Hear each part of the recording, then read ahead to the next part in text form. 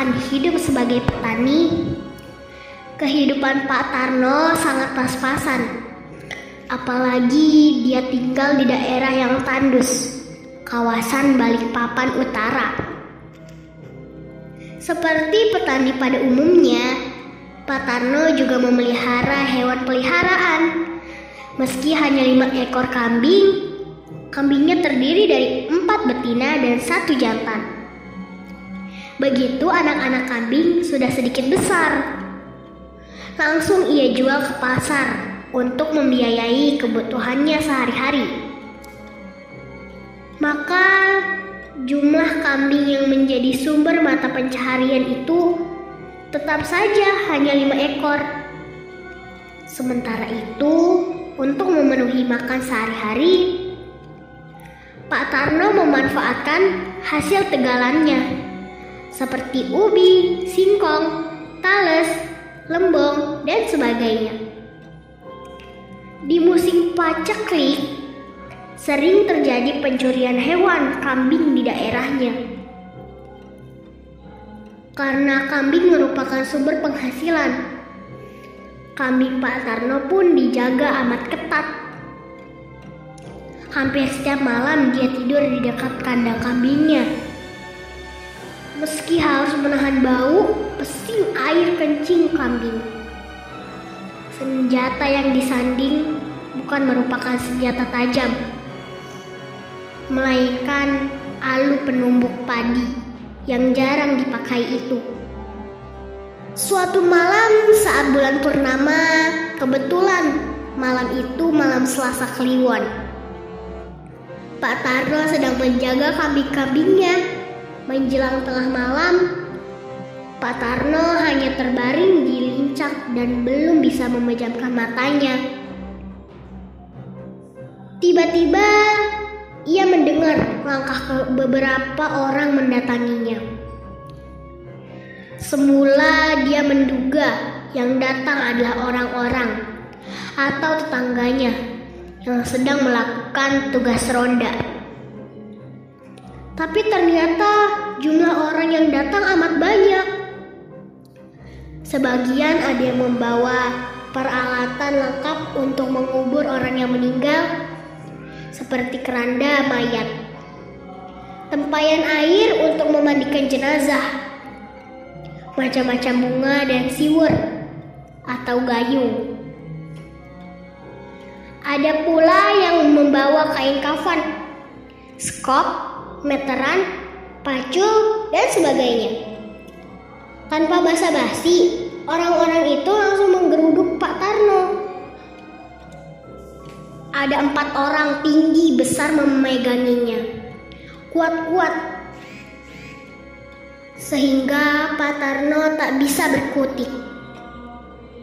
Kemudian ada yang mengukur panjang badan Pak Tarno dengan meteran.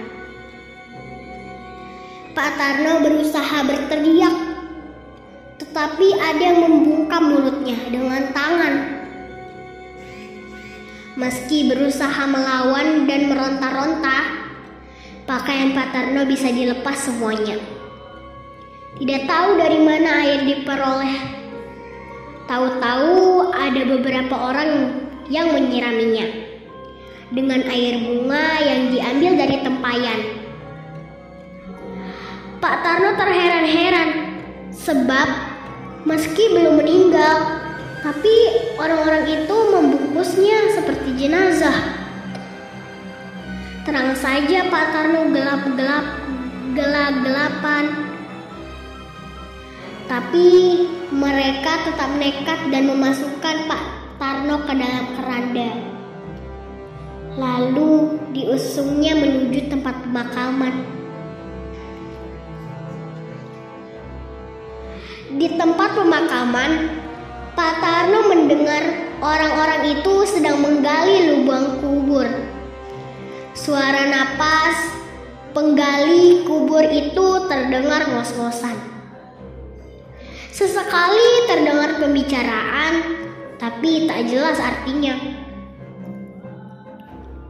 Setelah lubang kubur selesai digali, Pak Tarno lalu dikeluarkan dari keranda.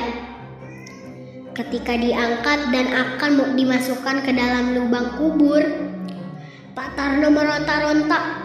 Tapi sebelum dimasukkan lubang kubur, tiba-tiba ada sinar lampu senter menerangi rombongan pelayat itu. Lampu senter itu berasal dari para petugas ronda yang sedang berkeliling. Terang saja, pada peronda curiga melihat banyak orang berada di kuburan malam-malam hari. "Hei, siapa yang mengubur pada malam-malam begini?" seru salah satu seorang peronda. Mendengar teguran itu, rombongan itu lari berhamburan. Pocongan yang berisi Pak Tarno langsung dilepas. Orang-orang yang berada di atas lubang kubur itu karuan saja tubuh Pak Tarno terjatuh ke dalam lubang kubur. Gubrak! Ketika orang-orang itu dikejar, para peronda mereka cepat sekali menghilang. Peronda segera memeriksa lubang kubur. Mereka kaget melihat wajah Pak Tarno menyembul dari pocongan dan berteriak minta tolong. Semula Pak Peronda nyaris berlarian takut melihat pocongan bisa bergerak-gerak. Tapi setelah tahu pocongan itu benar-benar manusia hidup, mereka cepat-cepat menolong. Terlebih lagi, ternyata yang dipocong itu adalah warga setempat. Pak Tarno yang bugil itu lalu dipinjami sarung dan peronda. Sampai di rumah, Pak Tarno dirawat semestinya. Setelah ditanyakan pada salah satu paranormal, rumah Pak Tarno memang angker dan sering didatangi lelembut. Maka Pak Tarno diberikan sebuah penangkal oleh paranormal itu.